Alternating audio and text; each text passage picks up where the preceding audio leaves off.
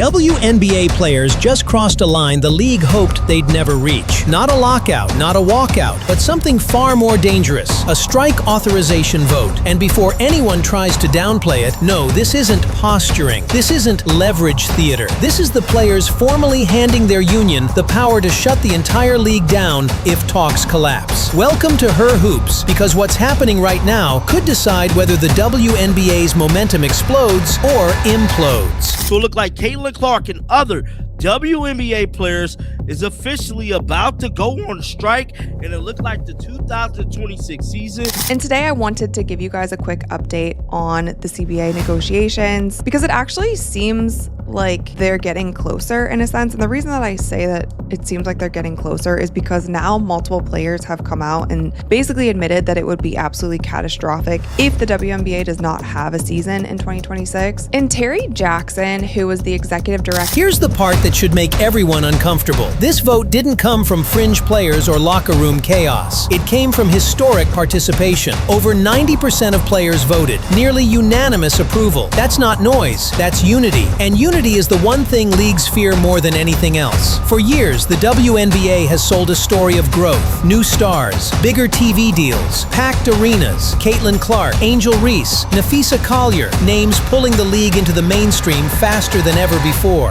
Her comments about the state of the current negotiations. She said, "We're a little frustrated with where we are right now, but we are holding to our principles. We're staying open to the fact that these negotiations will continue because they must. We'll be at the table for as long as they take, and we're hopeful that there's enough folks on the team side of things that will start to push these things along." She also said, "It's hard for us to understand why we are so far apart on things that we should be closer to, that should be so easy, but it seems as though at times the league and the team come into the negotiating room." This was supposed to be the golden runway. Instead, we're staring down the possibility of no 2026 season. Let that sink in. At the exact moment when the league finally has cultural relevance, the players are essentially saying, "We are prepared to burn it all down if we have to." Why? Because behind the highlight reels and social media hype, negotiations have stalled badly. Players believe the league is dragging its feet, clinging to outdated structures, and treating equity like an optional add-on instead of a foundation. So you have all of that. Jackson emphasized that she's working hard to get a deal done by January 9th. But when you get the language like strike, yeah, that would be bad for everybody, I think. I mean, I know it's the last tool kind of available to the players from a leverage sense, but I still think that would be really, really bad for everybody involved if it did get to that point, considering where the NBA has gotten. WNBA has gotten. NBA Commissioner Adam Silver did speak about the state of negotiations as well. And the language coming from the union, it's not cautious anymore. It's confrontational. Words like draconian, undervalued, divide and conquer. That's not negotiation language. That's war language. And here's the twist no one's ready for. The players themselves know a strike would be catastrophic. They've said it publicly, which means this vote isn't about wanting chaos. It's about forcing the league's hand. So the question now isn't if things escalate. The question is who blinks first. At this point, the ball is not in their court for whatever reason. Alessa Philippou just broke this story a few hours ago. She said, per the union, 98% of the players voted yes. 93% participated in the votes. So that means more than likely Caitlin Clark definitely placed the vote. 90-some% of the players voted. It said the WBPA Executive Committee has been authorized to call a strike when necessary. WBPA statement regarding the strike. And once you understand how we got here, this situation gets even more volatile. To understand why WNBA players just authorized a strike, you have to rewind, because this didn't come out of nowhere. This has been building quietly, negotiation by negotiation, promise by promise, for years. At the center of it all is the CBA, the collective bargaining agreement, and more specifically, how the league and players see the future of the WNBA very differently. From the players' side, the argument feels simple. The league is growing, ratings are up, attendance is up, merchandise is flying off shelves.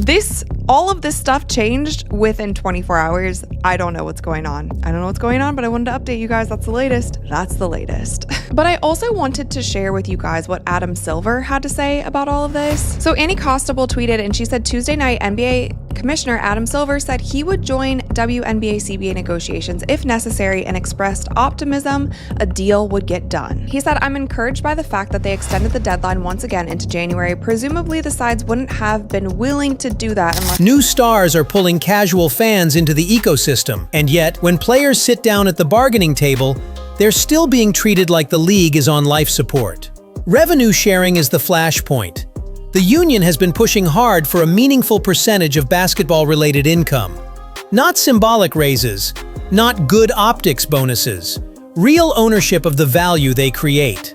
And from their perspective, the league's counteroffers have felt dismissive, as if equity is something to consider later, once everything is perfectly stable. But here's the problem. Players don't believe later ever comes unless you force it. That frustration boiled over when leadership on the union side openly admitted how far apart negotiations still are, despite how obvious the momentum is. And that disconnect is what triggered the most dangerous shift yet. Players deciding that extensions, delays, and optimism weren't enough anymore. This vote wasn't a demand for an immediate strike. That part matters. It was a message, a line in the sand, a signal that the players are done negotiating from a position of hope and are now negotiating from a position of power. And power changes everything, especially when nearly every player in the league agrees to stand together. What makes this moment even more tense is the irony. Players themselves have publicly said a work stoppage would be devastating. It would kill momentum. It would hand critics exactly what they want. It would stall growth at the worst possible time. But that's what gives this vote teeth. When people who don't want a strike still authorize one, it means they believe the alternative is worse. That's the context nobody can ignore. This isn't players being reckless. This is players feeling cornered. And once negotiations move from patience to pressure, the entire power structure of the league shifts, fast. Let's strip away the headlines and get precise, because a lot of people are misunderstanding what just happened. The WNBA players did not vote to strike. They voted to authorize a strike. That distinction is everything. What this does is hand the executive committee of the Players Union a loaded weapon and say, use it if necessary. No second vote, no delay, no scrambling for approval if talks collapse. If negotiations stall or the league hardens its stance, the union can shut things down immediately. That changes leverage overnight. Before this vote, the league could operate under the assumption that players wouldn't risk blowing up a season they worked so hard to build. After this vote, that assumption is gone. The league now knows that if it pushes too far, the players are unified enough to walk. And unity is rare in professional sports. Participation numbers tell the real story. Over 90% of players voted, nearly unanimous approval. That doesn't happen unless locker rooms across the league are having the same conversations about pay, about respect, about long-term security. This also reframes the public narrative. The league can no longer say, "We're making progress," without backing it up. Every delay now looks intentional, every extension looks strategic, and every lowball proposal risks being interpreted as bad faith. From the players' perspective, this vote isn't aggression. It's protection. It's insurance against being strung along while the league cashes in on growth without sharing the upside. They're essentially saying, we will not let this moment pass us by. And here's the most important part. Strike authorization doesn't hurt the league tomorrow. It hurts the league psychologically today. Sponsors notice, media partners notice, investors notice. Because nothing scares money like uncertainty. Suddenly, the question isn't whether players deserve more. It's whether the league can afford the risk of losing an entire season during its biggest cultural moment ever. That's why this move is so calculated. It forces urgency without chaos, pressure without panic, leverage without pulling the trigger. But it also sets the stage for escalation.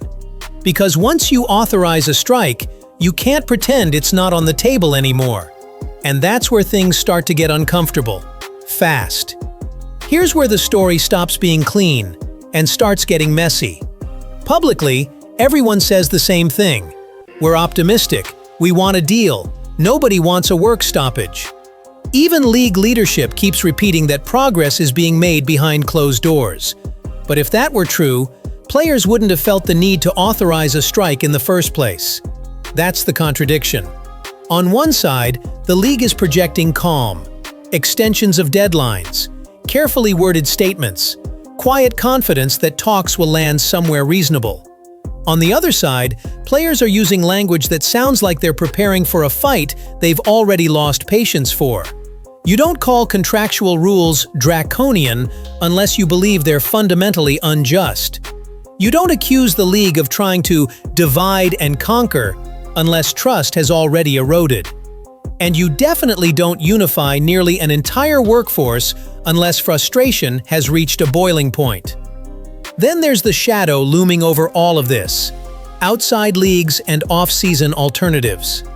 For the first time, WNBA players have leverage beyond the WNBA itself. Unrivaled. Overseas options. Emerging ventures that didn't exist in previous CBA eras. These aren't just side gigs, they're bargaining chips. And the league knows it. From an ownership perspective, that's terrifying. Because if players can earn real money elsewhere, suddenly the WNBA isn't the sole gatekeeper of their livelihood anymore. That flips the power dynamic completely.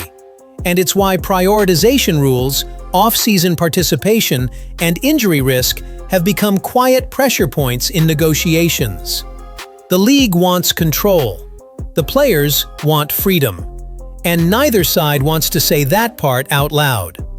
Add in the optics nightmare of shutting down a league just as it's finally gaining mainstream traction, and you get a stalemate where everyone is afraid of being the villain. But someone inevitably will be. This is also where the silence from certain stars becomes deafening. Leadership isn't just about statements, it's about direction. And right now, the rank-and-file players are clearly aligned. Whether the league's vision matches that alignment is another question entirely. What started as a financial negotiation has turned into an existential one. What kind of league is the WNBA going to be? One that grows with its players, or one that grows on their backs?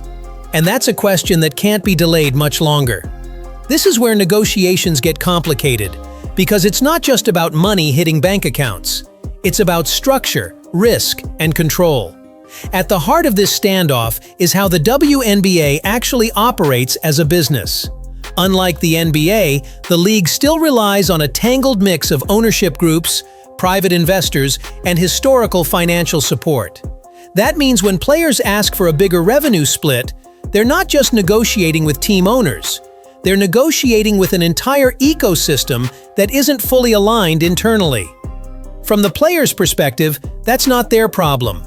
They see sold-out arenas, expanding media coverage, star power driving engagement at levels the league hasn't seen before. And they're asking a reasonable question. If the league is growing now, why are we still negotiating like it isn't? But from the league's side, there's fear. Fear of committing to structures they may not be ready to sustain long-term. Locking in higher revenue sharing today could mean tighter margins tomorrow, especially if growth stalls or expenses spike. Owners worry about guaranteeing money before the business model fully stabilizes. That tension bleeds into everything else. Take off-season play. Players want the freedom to earn and stay sharp. The league worries about injury risk and protecting its investment. No other major sport fully allows stars to play unsanctioned competitive leagues during the off-season. So the WNBA is caught between modern player empowerment and old-school asset protection. Then there's prioritization. If players are paid more, the league expects loyalty. But loyalty becomes complicated when players feel undervalued. You can't demand exclusivity while resisting equity. And here's the personal layer that rarely gets acknowledged. Careers are short. WNBA careers are especially fragile. Injuries, roster churn, non-guaranteed deals. Players don't have decades to wait for the league to figure it out. When momentum hits, you capitalize, or you miss your window forever. That's why this strike authorization vote matters so much. It's not emotional, it's not reckless. It's players protecting their earning years, their bodies, and their futures in a system that's finally profitable because of them. And when you view it through that lens, compromise starts to feel less like generosity and more like obligation. Which brings us to the bigger picture. What's happening right now isn't just a labor dispute. It's a referendum on what the WNBA wants to be in the next decade. For the first time in its history, the league has real cultural gravity. Not niche relevance, not moral support, actual mainstream attention. Debate shows are talking about WNBA players.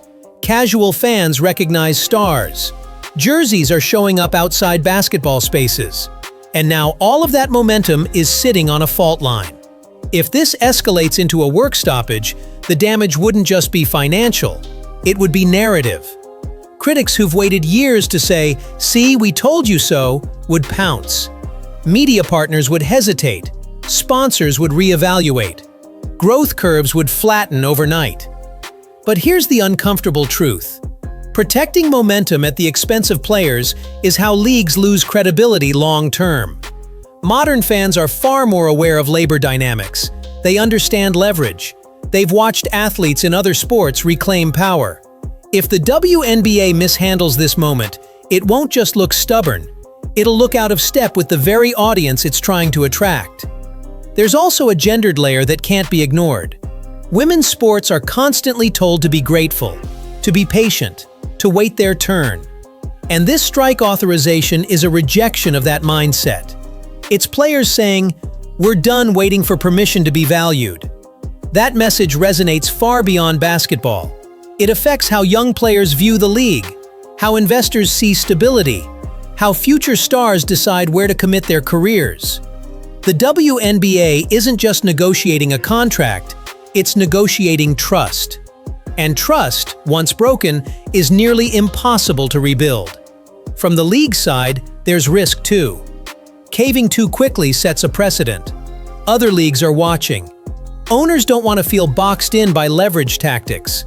This is why compromise feels so elusive, because both sides believe they're protecting the future. The difference? Players are risking their own paychecks to do it. That's why this moment matters, because regardless of how this ends, the WNBA will not look the same afterward. The power balance has already shifted. The only question left is how the league chooses to respond. This is the moment the WNBA can't walk back from. The strike authorization vote didn't shut the league down, but it exposed it. It revealed how deep the frustration runs, how unified the players are, and how fragile this era of growth really is if it isn't handled correctly. Because here's the reality nobody wants to say out loud. Momentum alone doesn't build a league. Trust does. You can sell out arenas, you can trend on social media, you can crown new stars every season. But if the people actually playing the games believe they're being stalled, minimized, or asked to sacrifice while others cash in, that foundation cracks fast. And right now, it's cracking. The players didn't authorize a strike because they want chaos. They did it because they believe this is their one real leverage window.